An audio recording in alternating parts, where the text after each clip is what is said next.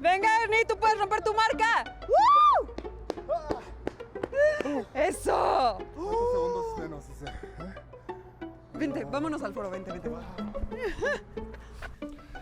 Muy bien. Le di con todo lo que pude. Con todo lo que pude al sprint, Dimara. Pero bueno, a ver, dime. Ajá. Entonces, ¿cuántos segundos menos hice, Dimara? 2 segundotes menos. Rompiste tu propia marca, ¿eh? Yo creo que si seguimos practicando tu salida, podemos disminuir hasta 5 segundos más. Uy, 5 segundos es mucho, pero pues yo creo que el máximo tiempo que puedo bajar son entre 2 y 3 segundos. Conozco mis capacidades, pero también mis límites, Dimara, No, yo no estoy de acuerdo. ¿No has visto las Olimpiadas? Casi siempre se rompe un récord ahí. Sí, pero Dimara, a ver, seamos honestos.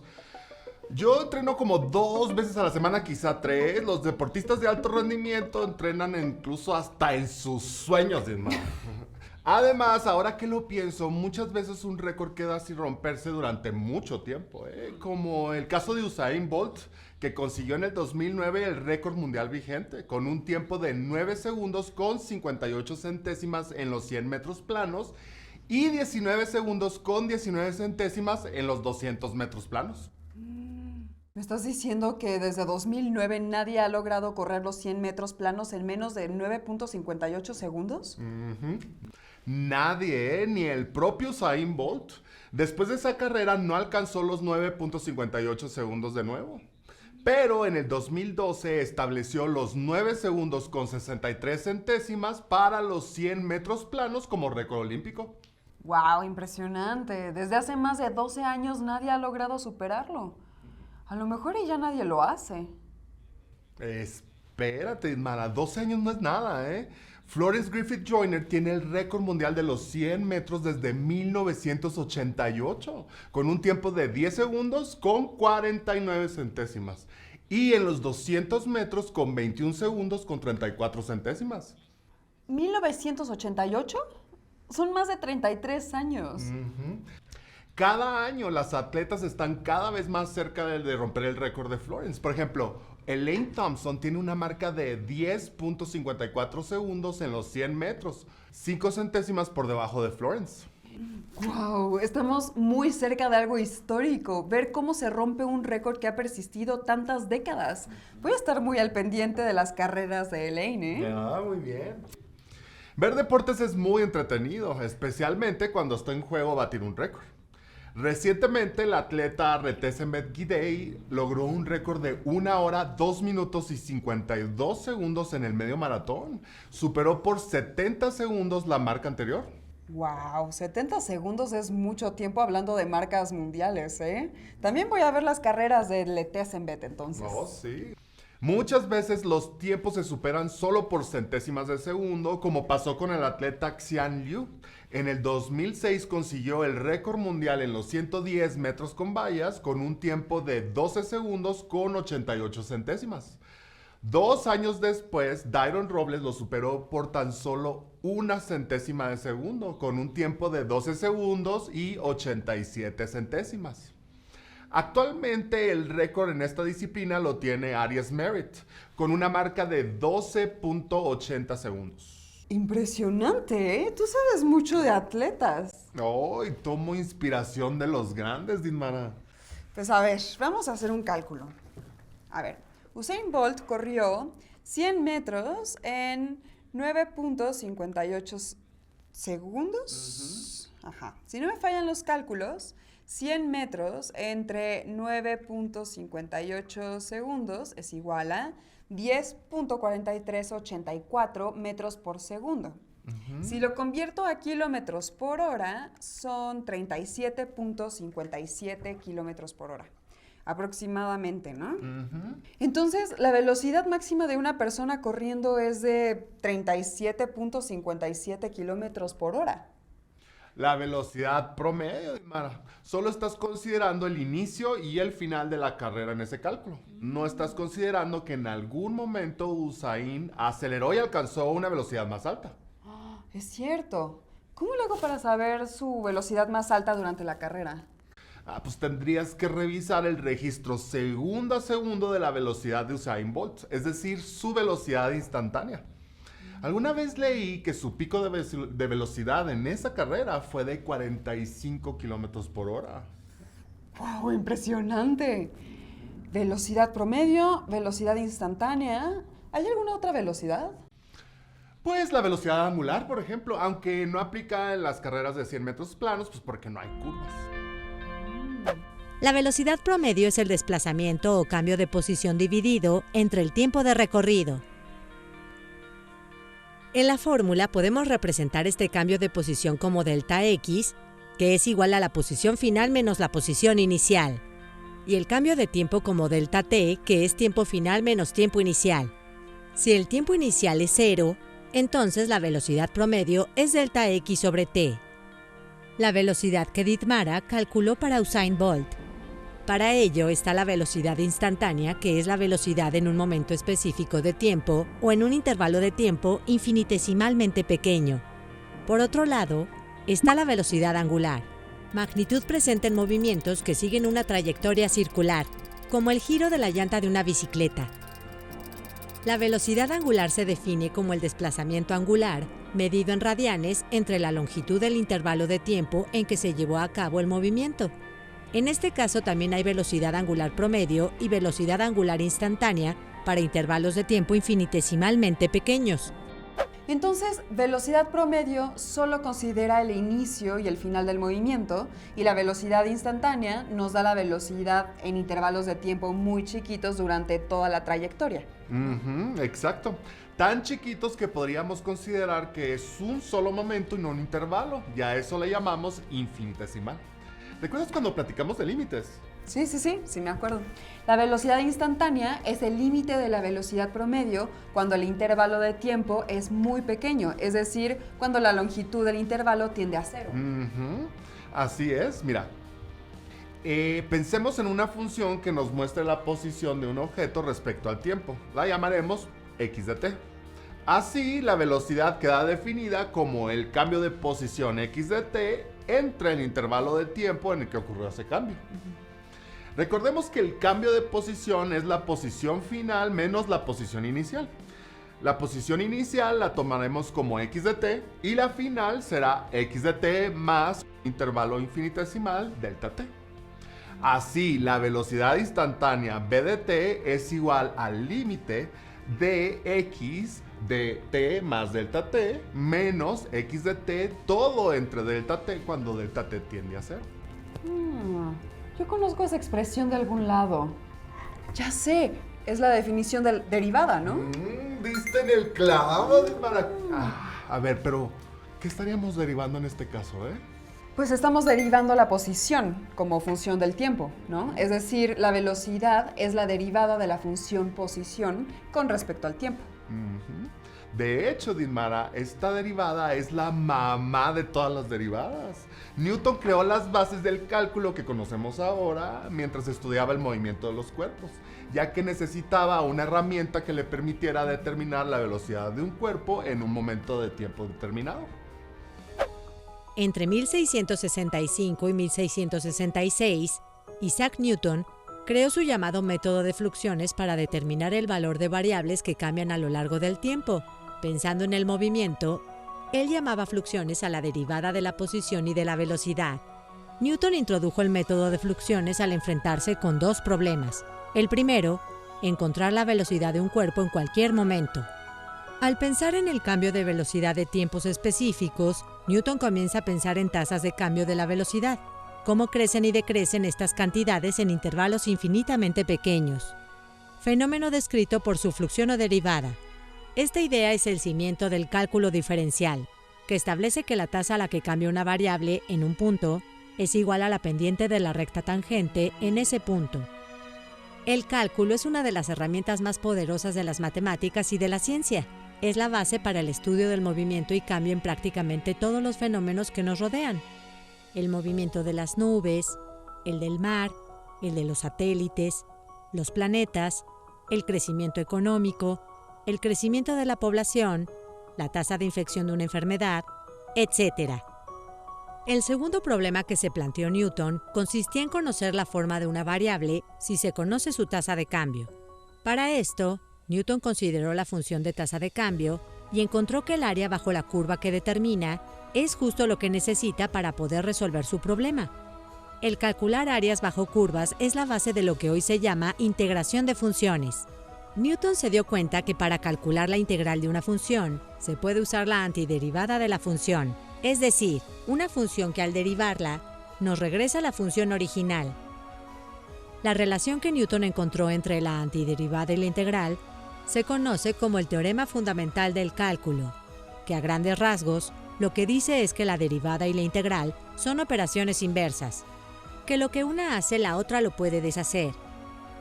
Newton utilizó sus descubrimientos para estudiar el movimiento de los cuerpos, convirtiéndolo en el padre de la mecánica. Mi nombre es Marco Antonio Zaragoza Campillo, soy profesor de asignatura en la Facultad de Ciencias y también soy ultramaratonista, es decir, hago carrera de larga distancia.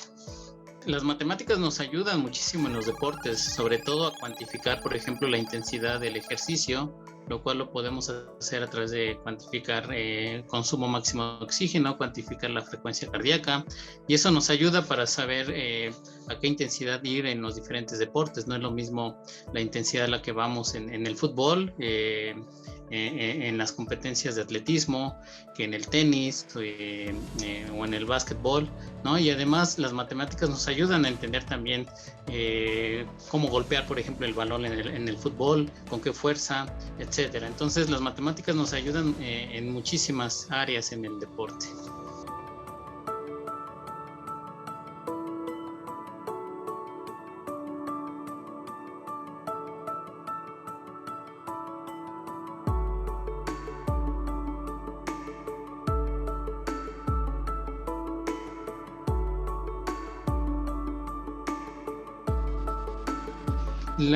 De lo que depende que un deportista pueda romper un récord, pues la verdad es que son muchos cambios fisiológicos y bioquímicos. Un deportista es capaz de romper un récord mundial, obviamente si lleva a cabo todo un plan de entrenamiento que implica pues meses y años en los que el deportista puede ganar muchas adaptaciones a nivel bioquímico y fisiológico, ¿no? Adaptaciones como incremento en el gasto cardíaco, incremento en el volumen sistólico, en el consumo de oxígeno, son varios parámetros, ¿no? Además el metabolismo también cambia, se da mayor preferencia hacia el uso de grasas, menos carbohidratos, tenemos reservas energéticas que si nos las terminamos, pues difícilmente vamos a poder desarrollar ese deporte. Entonces, un deportista que aspire a romper un récord mundial debe estar adaptado totalmente en cuanto a bioquímica y fisiología.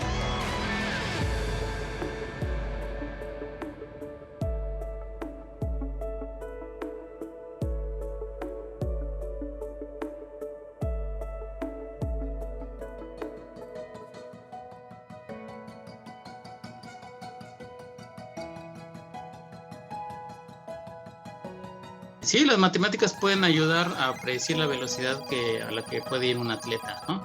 Por ejemplo, recientemente se corrió el maratón de la Ciudad de México y obviamente los atletas que ganan o los que consiguen los primeros lugares, pues pasaron por todo un estudio científico que les ayuda a predecir el ritmo al que deben de ir en una carrera, por ejemplo, y por ende de predecir cuál es el tiempo que van a hacer en una carrera, ¿no? Por ejemplo, el maratón de la Ciudad de México, que son 42 kilómetros, en el plan de entrenamiento se les diseña de tal forma que puedan ir a un ritmo para que lo puedan soportar por 42 kilómetros. De hecho, existe algo que se llama pruebas de esfuerzo, que nos permite determinar los diferentes umbrales, tanto aeróbico como anaeróbico, y esos umbrales nos ayudan a predecir la velocidad a la que pueden ir los atletas en los diferentes deportes.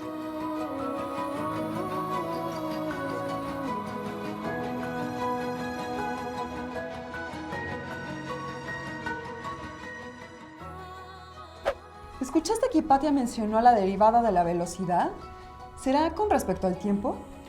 Pues pensemos que es con respecto al tiempo porque no hemos hablado de alguna otra variable. Pero, ¿qué magnitud crees tú que represente? Pues a ver, creo que podemos deducirlo sin problema. La velocidad la voy a definir como la función v de t. Si la derivada de la posición es su razón de cambio con respecto al tiempo, entonces la derivada de la velocidad es la razón de cambio de la velocidad también respecto al tiempo. Ujú. ¿No? Regresando a la derivada a su definición, tenemos que la derivada de la velocidad es el límite de b de t más delta t menos b de t entre delta t cuando delta t tiende a cero. V de t es la velocidad inicial y v de t más delta t es la velocidad después de un intervalo de tiempo, es decir, la velocidad final. En términos generales, tenemos la velocidad final menos la velocidad inicial sobre un intervalo de tiempo. Ujú. Esa es la definición de aceleración, Dismara. Claro, la aceleración es el cambio de velocidad entre el intervalo de tiempo en el que ocurre. Ujú, sí.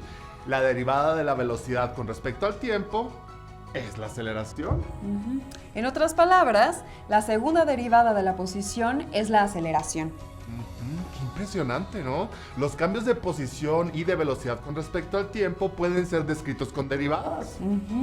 El otro problema que tenía Newton fue el de pasar de la razón de cambio de una variable a la forma de la variable. Sí, para resolver ese problema ideó la integral, ¿no? Que permite calcular el área bajo una curva, pero no me imagino cómo la aplicó al estudio del movimiento.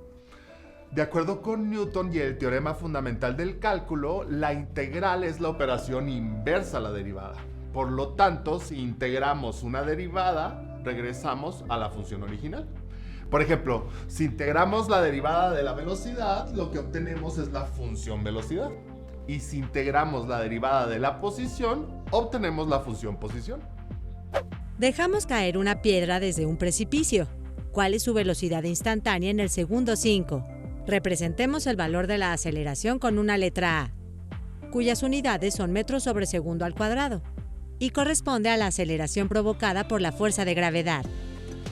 Si queremos conocer la función velocidad para la caída de la piedra, integramos a la aceleración A respecto al tiempo. Recordemos que la integral de una constante es igual a la constante multiplicada por la variable, en este caso, t. Como estamos calculando una integral indefinida, debemos sumar una constante de integración c. Las unidades de la función velocidad son metros sobre segundo. Por lo tanto, la constante c debe de tener las mismas unidades para que se puedan sumar correctamente con at. Si la constante c es una velocidad, únicamente puede corresponder a la velocidad inicial, ya que la final depende del tiempo en que se calcule. En una caída libre, la velocidad inicial es 0, ya que no aplicamos ninguna fuerza adicional a la piedra. Así, la constante de integración corresponde a la velocidad inicial 0 metros sobre segundo. Nuestra expresión de la velocidad v de t para la caída libre es v de t igual a la aceleración por el tiempo. La aceleración provocada por la gravedad es 9.8 metros sobre segundo al cuadrado. La velocidad respecto al tiempo en una caída libre es 9.8 metros sobre segundo al cuadrado por t. Sustituimos t por 5 segundos para conocer su velocidad instantánea en ese momento.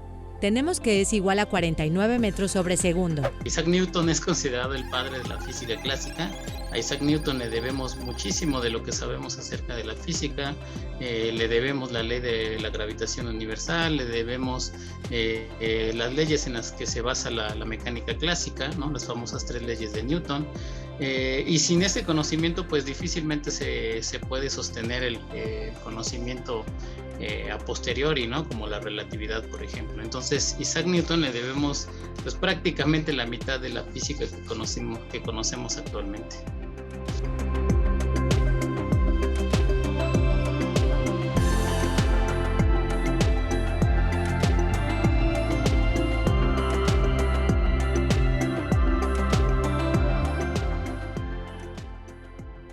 Pues el cálculo infinitesimal en particular, es decir, cálculo integral y cálculo diferencial se pueden aplicar para determinar la velocidad y aceleración, por ejemplo, de un balón en el fútbol, con qué fuerza también se expulsa una pelota en el tenis.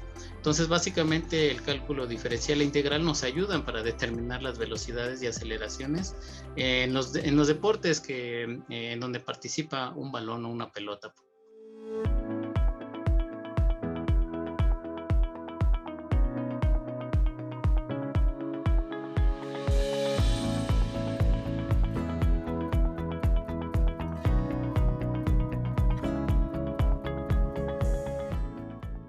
Sí, esta interpretación de la tercera derivada de la posición, pues básicamente nos dice que hay una sobreaceleración o un tirón, ¿no? Entonces recordemos que la primera derivada de la posición nos da la velocidad y la derivada de la velocidad nos da la aceleración. Entonces la tercera derivada de la posición nos daría una sobreaceleración o un tirón.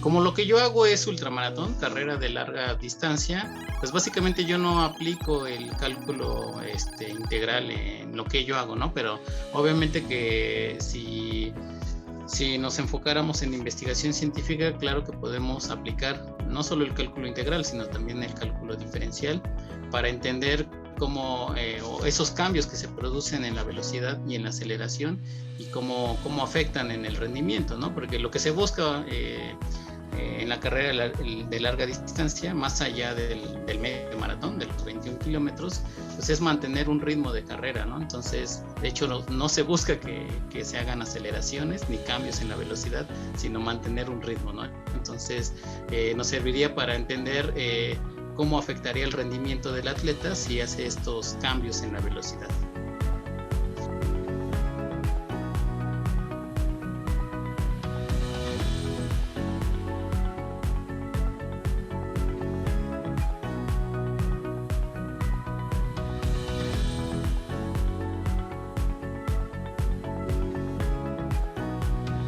Con Newton me queda muy claro lo que decía mi abuelita. De la necesidad surge la creatividad. ¿Te imaginas crear toda una rama de las matemáticas solo porque necesitas algo que te permita resolver tus cálculos de movimiento? Uy, eso en caso de Newton, ¿eh? Recuérdate que casi al mismo tiempo Leibniz llegó a los mismos resultados. Uy, hasta se pelearon. ¿Cómo se me va a olvidar eso? Estaría muy bien dedicarle un programa a sus dos puntos de vista, ¿no crees? Sí, eso sería muy interesante. Mientras tanto, tengo otro reto para todos. Calculemos la función velocidad para una piedra que cae, pero ahora considerando que la velocidad inicial es de 20 metros sobre segundo. ¿Qué velocidad tendrá la piedra a los 5 segundos? ¡Qué buen reto, Dimara! Pongámonos a investigar y no olviden enviar sus soluciones. Haz este programa con nosotros. Participa con Jóvenes en TV, un espacio de reflexión y construcción de conocimiento. Visítanos en jovenesencasa.cep.gov.mx. Únete a la comunidad de Jóvenes en Casa en Facebook y vuelve a ver los programas de Jóvenes en TV en nuestro canal de YouTube. Nos ¡Hasta vemos la pronto. próxima! Adiós. Oye, Mara, una carrerita ahora sí. carreritas? Un sprint Va. para ahora ver cómo Ana Gabriela Guevara, güey. Porque es de me vas a Sonora. superar, Es tú de me vas a Sonora, superar. Dismara. Entonces tengo que correr como ella.